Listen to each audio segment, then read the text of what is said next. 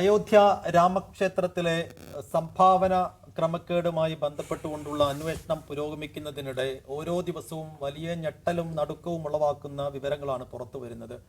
200 കോടി മുതൽ 1000 കോടി വരെ പോയേക്കാം. മൊത്തം നഷ്ടപ്പെട്ട രൂപയും ക്യാഷ് മാത്രമല്ല, മറ്റു രത്നങ്ങൾ, ആഭരണങ്ങൾ അടക്കമുള്ളവ മൊത്തത്തിൽ കണക്ക് കൂട്ടുമ്പോഴേക്കും അത് 1000 കോടിയോളം വരുമെന്നൊക്കെയുള്ള കണക്കുകൾ, അനുദിനം എത്ര പണം നഷ്ടപ്പെട്ടിരുന്നു എന്നുള്ള കണക്കുകൾ പുറത്തു വരുന്നു.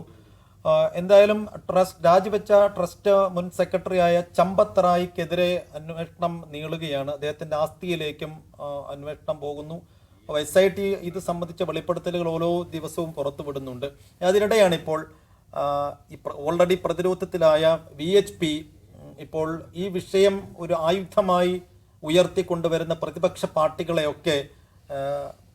പാർട്ടി നേതാക്കളെയൊക്കെ അന്വേഷണം അല്ലെങ്കിൽ ചോദ്യം ചെയ്യണമെന്ന് ആവശ്യപ്പെട്ടുകൊണ്ട് ASPക്ക് ഒരു പരാതി നൽകിയിരിക്കുന്നത്. എന്ന് വെച്ചാൽ ഇതിനകത്ത് കൃത്യമായി തെളിവുകളുടെ അടിസ്ഥാനത്തിലാണ് സമാജ്വാദി പാർട്ടി അധ്യക്ഷൻ അഖിലേഷ് യാദവ്, ഒപ്പം ആം ആദ്മി പാർട്ടി നേതാവ് കെജ്രിവാൾ അടക്കം കോൺഗ്രസ് നേതാവ് പ്രിയങ്ക ഗാന്ധി അടക്കമുള്ള ആളുകളൊക്കെ ആരോപണമുയർത്തിയിരുന്നത്. ഇങ്ങനെ ആരോപണമുയർത്തിയ നേതാക്കളെയൊക്കെ ചോദ്യം ചെയ്യണമെന്നുള്ള ആവശ്യമാണ് ഇപ്പോൾ VHP ഉയർത്തുന്നത്. അപ്പോൾ ഈ അന്വേഷണം വഴിതിരിച്ചുവിടാനുള്ള ശ്രമമാണോ, അത് വിജയം കാണുമോ എന്നുള്ളത് നമ്മൾ ആദ്യം സംസാരിക്കുന്നത്. അജിംസ്, അപ്പോൾ പൂർണ്ണമായും ഡിഫൻസിലായിരിക്കുന്നു VHP. അപ്പോൾ സ്വാഭാവികമായും അവർക്ക് ചെയ്യാനുള്ള ഏകതന്ത്രം എന്ന് പറയുന്നത് വഴിതിരിച്ചു വിടുക എന്നുള്ളതാണ്. അതിന് മാത്രം കെൽപ്പുള്ള ഒരു സംഗതിയാണോ ഈ പറയുന്നവരെ ചോദ്യം ചെയ്യണം എന്നുള്ള ആവശ്യം? ഇതിൽ യഥാർത്ഥത്തിൽ VHP അല്ല ഡിഫൻസിലായിട്ടുള്ളത്. VHP തുടക്കം മുതൽ അവരുടെ പ്രതികരണം നോക്കിക്കഴിഞ്ഞാൽ അവർ പറഞ്ഞത് ഇത് കറക്റ്റായിട്ട് അന്വേഷിക്കണം. ഈ VHPയുടെ ഇൻ്റർനാഷണൽ അധ്യക്ഷൻ, അഖില ലോക അധ്യക്ഷൻ എന്നാ പറയുന്നത്, ഇന്റർനാഷണൽ പ്രസിഡന്റ് ആവശ്യപ്പെട്ടത് ചമ്പത്ത് റായിയെ അന്വേഷിക്കണം, അയാൾക്ക് അതിൽ പങ്കെടുത്ത് അത് അന്വേഷിക്കണം, ആരെ അന്വേഷിക്കുന്നതിന് ഞങ്ങൾക്ക് തടസ്സമൊന്നുമില്ല എന്ന് പറഞ്ഞ് വളരെ സ്ട്രോങ് ആയിട്ടുള്ള സ്റ്റാൻഡ് എടുത്താണ് VHP. കാരണം VHPക്ക് അത് പറയാം. കാരണം VHP ആണല്ലോ ഈ രാം ജന്മഭൂമി മൂവ്മെൻറ്റിൻ്റെ പതാകവാഹകർ അവരായിരുന്നു.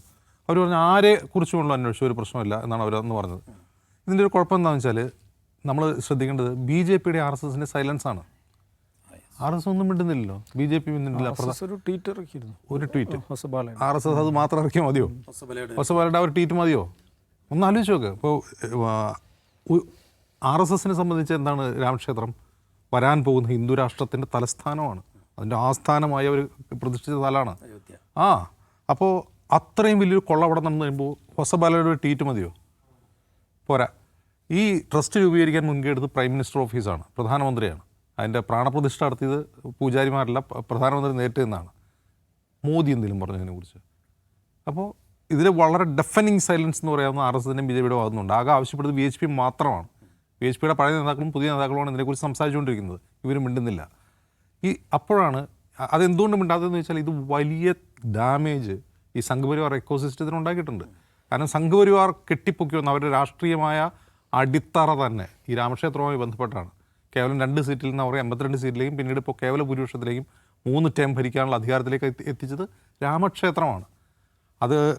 അതിൻ്റെ പ്രാണപ്രതിഷ്ഠ കഴിഞ്ഞ് തൊട്ടുടനെ നടന്ന 2024 ലോക്സഭാ തെരഞ്ഞെടുപ്പിൽ അവിടെ തോറ്റുപോയി BJP. ആ ഇലക്ഷനിൽ UPയിൽ അവർ പിന്നിലേക്ക് പോയി, സമാജ്വാദി പാർട്ടിയായിരുന്നു മുന്നിൽ. അതുമാത്രവുമല്ല, ആ ക്ഷേത്രത്തിൽ അവരുടെ ആൾക്കാർ തന്നെ കൊള്ള നടത്തി എന്ന വിവരമാണ് പുറത്തു വരുന്നത്. അപ്പോൾ നമ്മൾ സാധാരണ പറയും സംഘപരിവാറിന് ഭയങ്കര ബുദ്ധിയാണ്, അവർ ഭയങ്കര പ്ലാനിങ് ആണ്, 100 വർഷത്തേക്ക് അപ്പുറത്തേക്ക് പ്ലാൻ ചെയ്യും, അത്രയും കുശാഗ്ര ബുദ്ധി ആളുകളാണ് സംഘപരിവാർ, RSS എന്നൊക്കെ പറയും. യഥാർത്ഥത്തിൽ ഇവർക്ക് ബുദ്ധിയില്ല എന്നാണ് മനസ്സിലാക്കേണ്ടത്. അങ്ങനെ വലിയ ബുദ്ധിമാന്മാരല്ല അവർ. അതിൻ്റെ ഒരു കാരണം എന്ന് വെച്ചാൽ ഇവിടെ യഥാർത്ഥത്തിൽ അവർക്ക് അവരുടെ ഗുഡ് വിൽ തിരിച്ചു പിടിക്കാൻ എന്താ ചെയ്യേണ്ടത്? ആര് കട്ടാലും അവരെ നമ്മൾ പൂട്ടും എന്ന് പ്രധാനമന്ത്രി പ്രഖ്യാപിക്കണം, യോഗി ആദിത്യനാഥ് പ്രഖ്യാപിക്കണം, പ്രധാനമന്ത്രി പ്രഖ്യാപിക്കണം, RSS മോഹൻ ഭാഗവത് പ്രഖ്യാപിക്കണം. ആര് കട്ടാലും ഞങ്ങൾ പൊക്കിയിരിക്കും, ഇത് ഞങ്ങൾ ക്ഷമിക്കില്ല എന്ന് പറഞ്ഞ് അതിരൂക്ഷമായ വർത്തമാനം പറഞ്ഞാൽ മതി. അതായത് ഈ നമ്മുടെ ക്ഷേത്രത്തിൽ കയറി, നമ്മുടെ അഭിമാനമായ രാമക്ഷേത്രത്തിൽ കയറി കൊള്ള ചെയ്തവന്മാരെ വിടില്ല, അവരെ രാജ്യദ്രോഹികളായിട്ട് നമ്മൾ കണക്കാക്കുന്നവർ 4 ഡയലോഗ് ഇട്ടാൽ മതി. അതുപോലും പറയാനുള്ള മോറൽ പവർ അവർക്കില്ല. അപ്പോൾ ഒന്നാലോചിച്ച് നോക്കുക. അപ്പോൾ രാജ്യത്തെ എന്തെങ്കിലും ഒരു പ്രശ്നം ഉണ്ടാവുകയാണ്, ഇപ്പോൾ ഭീകരാക്രമണം ഉണ്ടാകുന്നു, അല്ലെങ്കിൽ പാകിസ്ഥാൻ്റെ ഭാഗത്ത് നിന്ന് എന്തെങ്കിലും പ്രകോപനം ഉണ്ടാകുമ്പോൾ എങ്ങനെയാണ് അതിനോട് പ്രതികരിക്കുക? അങ്ങനെയെങ്കിലും പ്രതികരിക്കണ്ടേ? അത്രയും ഒരു ഇമോഷൻ കാണിക്കണ്ടേ? അതുപോലും കാണിക്കാറില്ല. അപ്പോൾ അവർക്ക് ഭയങ്കര ബുദ്ധിയുണ്ടെന്ന് പറയുന്നത് വെറുതെയാണ്. അവർക്ക് ആ ബുദ്ധിയില്ലായ്മ വരുന്നത് എവിടെയാണെന്ന് വെച്ചാൽ ഇതിനെപ്പറ്റി സംസാരിക്കാനുള്ള ധാർമ്മികമായ ശക്തിയില്ലാത്തതുകൊണ്ടാണ്. അതിനെപ്പറ്റി പറയാൻ പറ്റുന്നില്ല അവർക്ക്. അപ്പോഴാണ് ഇത് വൻതോതിൽ ഡാമേജ് ഉണ്ടാക്കുന്നത് കരുതുമ്പോഴാണ് VHP എന്ത് ചെയ്യുന്നത്, VHPയെ തന്നെ ഏൽപ്പിക്കുകയാണ് വരുന്നത്. ഇതിനെക്കുറിച്ച് സംസാരിക്കാൻ VHP ഏൽപ്പിക്കുകയാണ്. VHP പറയുന്നു എന്നാൽ പിന്നെ പ്രതിപക്ഷത്തെ നേതാക്കളോട് ഇത് ആദ്യം വിളിച്ച് പറഞ്ഞ ആൾക്കാർക്ക് ഇതിനെക്കുറിച്ച് അറിവുണ്ടാവുമല്ലോ, അവരെയും ചോദ്യം ചെയ്യണം എന്ന് പറഞ്ഞ് ഡാമേജ് കൺട്രോളിന് ശ്രമിക്കുകയാണ്. എന്തുമാത്രം ബുദ്ധിശൂന്യമായ വാദമാണത്. അത് ഫ്ലാഗ് ചെയ്ത് എങ്ങനെ സംഭവം നടന്നിട്ടുണ്ട്, ഫ്ലാഗ് ചെയ്ത ആൾക്കാർ എന്തിനാണ് ചോദ്യം ചെയ്യുന്നത്? ഇനി ഈ SIT അന്വേഷണം തുടങ്ങി. SIT അന്വേഷണം തുടങ്ങിയിട്ട് ഈ ക്ഷേത്രത്തിൽ നിന്ന് എത്ര പൈസ പോയിട്ടുണ്ട്, എത്ര പോയിട്ടുണ്ട്, ഇതുവരെ തിട്ടപ്പെടുത്തിയിട്ടില്ല. തിട്ടപ്പെടുത്തിയോ? പോയ പണം കണ്ടെത്തിയോ? ഇല്ല. ഇതിൻ്റെ അന്വേഷണം എന്ന് പറഞ്ഞാൽ വളരെ മന്ദഗതിയിലാണ്. കുറച്ച് പേർ അറസ്റ്റ് ചെയ്തു, അവിടെ പണി ചെയ്തുകൊണ്ടിരുന്ന ക്ലാസ് 4 ജീവനക്കാരെ അറസ്റ്റ് ചെയ്തു, പൈസ ഏൽപ്പിച്ചിരുന്നത്. അവർ ഒറ്റയ്ക്കെടുത്ത തീരുമാനമാണ് അവിടെ നിന്ന് പണം മോഷ്ടിക്കുക എന്നുള്ളത്. അവർ സ്വന്തമായി അവരുടെ പ്രൈവറ്റ് പ്രോപ്പർട്ടിയിലേക്ക് അവർ കൊണ്ടുപോയതാണ്. അല്ല, അത് ഉന്നതർ അറിഞ്ഞ് തന്നെ നടത്തിയിട്ടുള്ള കൊള്ളയാണ് അവിടെ നടന്നിട്ടുള്ളത്. കാരണം ഈ കൊള്ള നടക്കണം എന്ന് നേരത്തെ തന്നെ പ്ലാൻ ചെയ്യപ്പെട്ടതാണ്. ഞാൻ മുമ്പ് പറഞ്ഞിട്ടുണ്ട്, ഈ ക്ഷേത്രം നിർമ്മിക്കുന്ന സമയത്ത് തന്നെ അതിൻ്റെ ഒരു ഇൻറ്റേർണൽ ഓഡിറ്റർ ഫ്ലാഗ് ചെയ്തിരുന്നു, ഇവിടെ ഒരു കൃത്യമായ SOP ഇല്ല. പണം വരുന്ന സംഭാവന സ്വീകരിക്കാനും അത് ശേഖരിച്ച് വെക്കാനും കൃത്യമായ ഒരു SOP ഇല്ല. അത് വലിയ തോതിലുള്ള ക്രമക്കേടുകളിലേക്കും അഴിമതികളിലേക്കും വഴിവെക്കുമെന്ന് ഓഡിറ്റ് റിപ്പോർട്ടിൽ പറഞ്ഞതാണ്. എന്നിട്ട് അത് ശരിയാക്കിയില്ല. ശരിയാക്കാത്തത് എന്താണ്? അത് മോഷ്ടിക്കണമെന്ന് അവർ തീരുമാനിച്ചിട്ടുണ്ട്. അപ്പോൾ ഇതിൽ കേവലം കീഴ് ജീവനക്കാർ, ലാസ്റ്റ് ഗ്രേഡ് ജീവനക്കാരല്ല ഇത് മോഷ്ടിച്ചത്, അത് ഉന്നതരുടെ അറിവോടെയാണ്. ചമ്പത്രായി ആവാം, അതിന് മുകളിലേക്കാവും, ട്രസ്റ്റിനകത്തും പുറത്തുള്ള ആൾക്കാരൊക്കെ ആവാം. എന്തുകൊണ്ടാണോ ഈ ട്രസ്റ്റ് അംഗങ്ങൾക്കെതിരെ ഇതുവരെ കേസ് എടുത്തിട്ടില്ലല്ലോ? എടുത്തോ? ചമ്പത്രായിക്കെതിരെ എടുത്തിട്ടില്ല. അവിടെ പ്രധാനമന്ത്രിയുടെ ഓഫീസിൽ നിന്നുള്ള ഒരു എക്സ് ഒഫീഷ്യോ അംഗമുണ്ട്, ഒരു IAS കാരൻ. അയാൾക്കെതിരെ കേസുണ്ടോ? അയാളെ എന്താണ് നിയോഗിച്ചത്? എന്തിനാണ് PM ഓഫീസിൽ നിന്ന് റെപ്രസെൻറ്റേറ്റീവിന് ട്രസ്റ്റ് നിയോഗിക്കുന്നത്? അവിടെ മോഷണം നടക്കാതിരിക്കാനാണ്. അപ്പോൾ അയാൾക്ക് അറിവില്ലേ ഈ പൈസ മോഷണം പോയത്? ഇവരൊന്നും അറിയാതെ പൈസ മോഷ്ടിക്കപ്പെട്ടു. ഒരു പ്രാവശ്യം മോഷ്ടിക്കാം, 2 പ്രാവശ്യം മോഷ്ടിക്കാം, 2 ആഴ്ച മോഷ്ടിക്കാം. ഈ 4 കൊല്ലം തുടർച്ചയായിട്ട് മോഷ്ടിച്ചുകൊണ്ടിരിക്കുന്നത് എങ്ങനെയാണ് ഇവരറിയാതെ? അപ്പോൾ ഇത് ഇവർക്ക് മനസ്സറിവുള്ള കാര്യം തന്നെയാണ്. അപ്പോൾ SIT ഇപ്പോൾ നടത്തിക്കൊണ്ടിരിക്കുന്നത് ഒരു ഒളിച്ചുകളിയാണ്. അതായത് ഇപ്പോൾ ഞങ്ങൾ എന്തോ ചെയ്തു, 8 പേര് അറസ്റ്റ് ചെയ്തു, ഞങ്ങൾ ഇതിപ്പോൾ പിടിക്കുമെന്നുള്ള കാണിക്കലാണ്. അല്ലാതെ ഈ അന്വേഷണം ഒരിടത്തേക്കും പോയിട്ടില്ല, ഒരിടത്തേക്കും പോവുകയില്ല. പക്ഷേ ഇതുണ്ടാക്കിയിട്ടുള്ളൊരു പൊളിറ്റിക്കൽ ഡാമേജ് അടുത്ത വർഷം UP ഇലക്ഷൻ നടക്കാൻ പോവാണ്. ഇപ്പോൾ UP ഇലക്ഷനിൽ നിലവിൽ തന്നെ BJPയുടെ അവസ്ഥ പരിങ്ങലിലാണ്. കഴിഞ്ഞ 2024 ലോക്സഭാ തെരഞ്ഞെടുപ്പിൽ ഏറ്റ തിരിച്ചടി. ഇനി അത് തിരിച്ചു പിടിക്കാമെന്നാണ് അവരെന്തൊക്കെയോ ഇപ്പോൾ SIR ഒക്കെ നടത്തി കുറേ പേരെയൊക്കെ വോട്ട് വെട്ടി കളഞ്ഞു. യോഗിക്ക് ഇനി ഒരു ഭരണം കൂടി പിടിക്കാം എന്നാണ് അവർ വിചാരിക്കുന്നത്. പക്ഷേ ഇത് UPയിൽ തന്നെ ഉണ്ടാക്കുന്ന തിരിച്ചടി വലുതാണെന്ന് അവർ തിരിച്ചറിഞ്ഞുകൊണ്ട് ഏതെങ്കിലും വിധത്തിൽ രക്ഷപ്പെടാൻ, ഇതിനെ ഡൈവേർട്ട് ചെയ്യാൻ, വാട്ടബൌട്ടറി പറയാൻ അവരത് ശ്രമിക്കുകയാണ്. അത് വലിയ ബുദ്ധിശൂന്യതയായിട്ടാണ് എനിക്ക് ഫീൽ ചെയ്യുന്നത്. അതാബ് സാഹിബ്, ബുദ്ധിശൂന്യമായൊരു നടപടിയാണോ ഇപ്പോൾ ഇത് ഉയർത്തിക്കൊണ്ടുവന്ന ആളുകളെയൊക്കെ ചോദ്യം ചെയ്യണം എന്ന ആവശ്യം, അതോ അതൊരു ബുദ്ധിയുള്ള നീക്കമാണോ? അല്ല, അതെ, BJP ഇത്തരം പ്രശ്നങ്ങളുണ്ടാകും, BJP എന്നല്ല മൊത്തം സംഘ് പരിവാർ ഇത്തരം പ്രശ്നങ്ങളുണ്ടാകുമ്പോൾ അവരതിനെ ഡൈവേർട്ട് ചെയ്യുന്നത് വെച്ചാൽ എന്തെങ്കിലും ഒരു ജിഹാദി ആംഗിൾ അതിന് കൊണ്ടുവരിക എന്നുള്ളതാണ്. അതുമായി ബന്ധപ്പെട്ട് ഏതെങ്കിലും ഒരാൾക്ക് ഏതെങ്കിലും അമ്മായിയപ്പൻ്റെ മരുവൻ്റെ കുട്ടിക്ക് ഏതെങ്കിലും ഒരു മുസ്ലിം സംഘടനയായിട്ടൊക്കെ ബന്ധമുണ്ടെങ്കിലോ അങ്ങനെയൊക്കെ ഉണ്ടല്ലോ, ഒരു ജിഹാദി കണക്ട് കൊണ്ടുവരിക എന്നുള്ളതാണ് ഇവർ ഇത്തരം പ്രതിസന്ധികളിൽ പെടുമ്പോൾ എപ്പോഴും ചെയ്യുന്ന രീതി. ഇതിനൊരു നിലക്കും അത് പറ്റുന്നില്ല. ഇത് മൊത്തം ഈ ക്ഷേത്ര നടത്തിപ്പുകാരും ക്ഷേത്രത്തിൽ ജീവനക്കാരുമായി ബന്ധപ്പെട്ട കേസാണ്. പക്ഷേ അപ്പോൾ അവരെന്ത് ചെയ്യുന്നു എന്ന് വെച്ചിട്ടുണ്ടെങ്കിൽ ഈ അപ്പുറത്തേക്ക് ഇടുകയാണ്. ഇപ്പോൾ ഇന്ന് VHP ഇങ്ങനെ പ്രസ്താവന നടത്തിയോണ്ടാണല്ലോ സേഫ് ചോദിക്കുന്നത്. ഞാൻ ഇന്നലെ അവിടുത്തെ ഒരു ലോക്കൽ ചാനൽ, ഹിന്ദി ചാനലിൽ അവർ അയോധ്യയിൽ പോയിട്ട് ഇങ്ങനെ വോക്സ് പോപ്പ് എടുക്കുകയാണ് ആളുകളോട് ഇതിനെക്കുറിച്ച്, ഈ കൊള്ളയെക്കുറിച്ച്. അവിടെ ക്ഷേത്ര ആരാധകരായിട്ടുള്ള ആളുകളാണ് അവിടെ വന്നിട്ടുള്ള, അവരോട് അഭിപ്രായം ചോദിക്കുകയാണ്. അതിലൊരു സ്ത്രീ, എനിക്ക് കണ്ടാൽ ഒരു റിട്ടയർഡ് ലൈഫിലുള്ള ഒരു 50+ അറൗണ്ട് 60 നിൽക്കുന്ന ഒരു സ്ത്രീയോട് ഇങ്ങനെ ചോദിക്കുന്നു, ഇതിനെക്കുറിച്ച് എന്താണ് അഭിപ്രായം? അതൊക്കെ കോൺഗ്രസ്സുകാരല്ല, അതിനെ മൊത്തം കോൺഗ്രസ്സുകാരാണല്ലോ അതിൻ്റെ പുറകിൽ നിന്നാണ് ഈ സ്ത്രീ ഇങ്ങനെ പറയുന്നത്. അപ്പോൾ ഈ ജേർണലിസ്റ്റ്, TV ജേർണലിസ്റ്റ് ചോദിക്കേണ്ടത്, അത് കോൺഗ്രസ് ആകുന്നത്, ഇത് ക്ഷേത്രം നടത്തുന്നത് കോൺഗ്രസ് അല്ലല്ലോ, അത് ഇവിടുത്തെ MLA ഒക്കെ കോൺഗ്രസ് ആണ്, അവരാണ് ഇതിൻ്റെ പിറകിൽ എന്ന് പറഞ്ഞു. അപ്പോൾ പിറകിൽ നിന്ന് വേറൊരു സ്ത്രീ പറഞ്ഞു കൊടുക്കുന്നുണ്ട്, MLA കോൺഗ്രസ്സുകാരനല്ല എന്നൊക്കെ പറഞ്ഞു കൊടുക്കുന്നുണ്ട്. പക്ഷേ ഈ സ്ത്രീ ഇത് തന്നെ പറഞ്ഞു കൊടുക്കുന്നത്, ഇതിൻ്റെ പിറകിൽ മൊത്തം കോൺഗ്രസ്സാണ് ഈ പ്രശ്നമൊക്കെ ഉണ്ടാക്കിയെന്ന് പറഞ്ഞു. അപ്പോൾ അങ്ങനെ അവർ ഇത്രയും കോൺഫിഡൻസോട് കൂടി ഒരു ടെലിവിഷൻ ക്യാമറയോടാണല്ലോ സംസാരിക്കുന്നത്, ഇത്രയും കോൺഫിഡൻസോടെ അവർ സംസാരിക്കുന്നുണ്ടെങ്കിൽ അതിൻ്റെ അർത്ഥം വാട്സപ്പിൽ ഇത് പോയിട്ടുണ്ട്. വാട്സപ്പിൽ നേരത്തെ പോയിട്ടുണ്ട്. അല്ലാതെ ഈ സ്ത്രീ ഇത് ഇത്ര കോൺഫിഡൻസിൽ ക്യാമറയ്ക്ക് മുമ്പ് പറയില്ല. അപ്പോൾ അത് നേരത്തെ പോയ സാധനമാണ്. അതിൻ്റെ ഒരു ഔദ്യോഗിക വേഷം മാത്രമാണ് ഈ BHPയുടെ പ്രസ്താവനയായിട്ട് വന്നിട്ടുള്ളത്.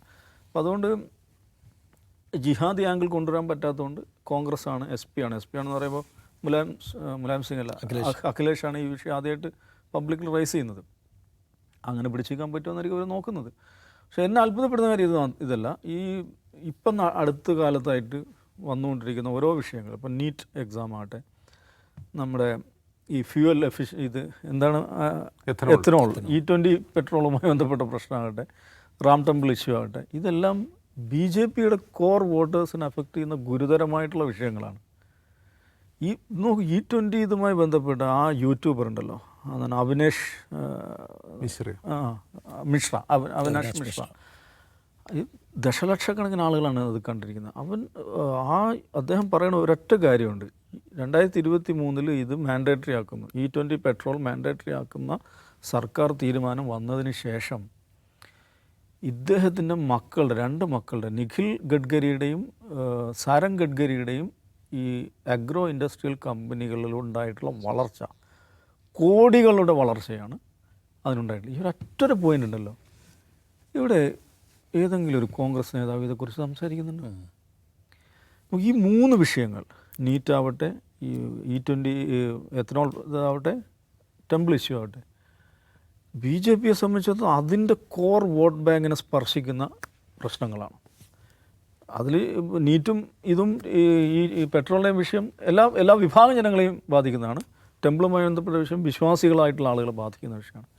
പക്ഷെ അതൊരു പൊളിറ്റിക്കൽ മൂവ്മെൻ്റാക്കി അതിനെ മാറ്റാൻ സാധിക്കുന്നില്ല എന്ന് പറഞ്ഞാൽ, ഇതിൽ വേറൊരു തമാശ കഴിഞ്ഞ ദിവസം ഉണ്ടായതും, മധ്യപ്രദേശ് ഇതിലും വലിയൊരു വിവാദം നടക്കുന്നുണ്ട്. അവിടുത്തെ മുഖ്യമന്ത്രി ഉജ്ജയിനിൽ വലിയൊരു ഡെവലപ്മെൻറ്റ് പ്രോജക്റ്റ് പ്രഖ്യാപിച്ചിട്ടുണ്ട്, വളരെ നേരത്തെ മൾട്ടി ക്രോർ ഡെവലപ്മെൻറ്റ് പ്രോജക്റ്റാണ്. ആ പ്രോജക്റ്റിൻ്റെ പരിസര പ്രദേശത്തുള്ള ഭൂമിയൊക്കെ ഇങ്ങേരുടെ ബന്ധുക്കൾക്ക് വേണ്ടി ആരുടെയൊക്കെ പേരിൽ മേടിക്കുന്നു, വലിയ വിലയ്ക്ക് മറിച്ച് വിൽക്കുന്നു, കോടികൾ അയാൾ ഉണ്ടാക്കിയെന്നുള്ളതാണ് പ്രശ്നം. ഇന്നലെ ദിഗ്വിജയ് സിംഗ് ഒരു പത്രസമ്മേളനം നടത്തിയിട്ട് അങ്ങനെയൊന്നും അത് പറയേണ്ട കാര്യമില്ല എന്നൊരു പ്രസ്താവന നടത്തി. അവിടുത്തെ PCC പ്രസിഡന്റ് ഈ വിഷയം മുന്നോട്ട് വെച്ചിട്ട് വലിയൊരു രാഷ്ട്രീയമായി BJP ആക്രമിക്കുന്ന ഇതുമായിട്ട് പോകുമ്പോഴാണ് ദിഗ്വിജയ് സിംഗ് അതിനെ നേരെ പിന്നിൽ നിന്ന് കുത്തുന്ന തരത്തിലുള്ള പ്രസ്താവന നടത്തുന്നത്. പിന്നെ അയാളെ തിരുത്തി പറയുകയൊക്കെ ചെയ്തു, പക്ഷേ ആ ഒരു മൊമെൻ്റ് അങ്ങ് നഷ്ടപ്പെടുത്തിക്കളെ. ഇവിടെ ഈ അയോധ്യ വിഷയത്തിൽ നോക്കൂ, ഇന്ത്യയിൽ അയോധ്യ വിഷയത്തെ ഇത്രയും പ്രധാനപ്പെട്ട ഒരു രാഷ്ട്രീയ ആയുധമാക്കിയത് സോമനാഥിൽ നിന്ന് അയോധ്യയിലേക്ക് അദ്വാനി നടത്തിയ രഥയാത്രയാണ്. രാഹുൽ ഗാന്ധിക്ക് സോമനാഥിൽ നിന്ന് ഒരു യാത്ര അങ്ങ് തുടങ്ങാവുന്നല്ലോ. ഈ അമ്പലക്കള്ളന്മാരെ ശിക്ഷിക്കുക എന്ന് പറഞ്ഞിട്ട് ഒരു യാത്രയെക്കുറിച്ച് രാഹുൽ ഗാന്ധിക്ക് ആലോചിച്ചൂടെ? സോമനാഥിൽ നിന്ന് അയോധ്യയിലേക്ക് ഒരു യാത്ര പ്രഖ്യാപിക്കാൻ വിചാരിക്കും, അതുണ്ടാക്കുന്നൊരു ഇമ്പാക്റ്റ് ഒന്ന് ആലോചിച്ച് നോക്കും. പക്ഷെ നമ്മളിതൊന്നും കാണുന്നില്ല. ഇതെന്താണ്? ഇത് ആയുധങ്ങൾ, രാഷ്ട്രീയ ആയുധങ്ങൾ ഇങ്ങനെ വന്ന് വീഴുകയാണ്. അതിനൊന്ന് എടുത്ത് ചെറുതായിട്ടൊന്ന് ഉപയോഗിക്കാൻ പോലും പ്രതിപക്ഷത്തിന് സാധിക്കുന്നില്ല എന്നുള്ള വിചിത്രമായിട്ടുള്ളൊരു കാഴ്ചയാണ്. പക്ഷേ എനിക്ക് തോന്നുന്നു ജനങ്ങൾക്ക് ഇടയിൽ ഇത് വലിയ വിഷയമായിട്ടുണ്ട്, വലിയ സംസാരവും. ഇതെല്ലാം നീറ്റാകട്ടെ, പെട്രോളിൻ്റെ ആകട്ടെ, അയോധ്യ ആകട്ടെ. പക്ഷേ അജിംസ് പറഞ്ഞ പോലെ ഇതുകൊണ്ട് യു പി ഇലക്ഷനിൽ BJP തോക്കുമെന്നും ഞാൻ പറയുന്നില്ല. UP-യിൽ നേരത്തെ തന്നെ ഇപ്പോൾ തന്നെ അവരുടെ സ്ഥിതി ഭയങ്കര ചലഞ്ചിങ് ആണ് യോഗി ആദിത്യനാഥിനെ സംബന്ധിച്ചിടത്തോളം. പക്ഷേ അവിടെ SIR നടന്നിട്ടുണ്ട്. 2 കോടിക്ക് മേലെ വോട്ടർമാരാണ് പുറത്തായിരിക്കുന്നത്. പിന്നെ ഇലക്ഷൻ കമ്മീഷൻ അവിടെയുണ്ട്. അതുകൊണ്ട് ഇതുകൊണ്ട് മാത്രം തെരഞ്ഞെടുപ്പിൽ BJP UP ഇലക്ഷനിൽ പരാജയം സംഭവിക്കുമെന്നും പറയുന്നില്ല. അതിന് വേറെ ഒരു കളിയാണത്. എന്തു തന്നെയായാലും പ്രതിപക്ഷം സംബന്ധിച്ചിടത്തോളം നമ്മുടെ ശ്രീധരൻപിള്ള സാറിൻ്റെ ഭാഷയിൽ പറഞ്ഞാൽ ഒരു സുവർണാവസരമാണ്. പക്ഷേ സുവർണാവസരമാണിതെന്ന് അവർ തിരിച്ചറിയുന്നില്ല എന്നുള്ളതാണ് കൗതുകരമായിട്ടുള്ള കാര്യം. യെസ്. അപ്പോൾ കോൺഗ്രസിനും പ്രതിപക്ഷത്തിനും വീണു കിട്ടിയ ഒരു ആയുധവും അവസരമായിരുന്നു രാമക്ഷേത്രത്തിലെ സംഭാവന കൊള്ള. പക്ഷേ അത് വേണ്ട രീതിയിൽ ഉപയോഗപ്പെടുത്താൻ പ്രതിപക്ഷത്തിനും കോൺഗ്രസിനും കഴിയുന്നില്ല. അവർക്കിപ്പോഴും എന്തോ ആശങ്കയും പേടിയും ഒക്കെ ആ കാര്യം എങ്ങനെ ഡീൽ ചെയ്യണമെന്നുള്ള കാര്യത്തിലുണ്ട് എന്നുള്ളതാണ്.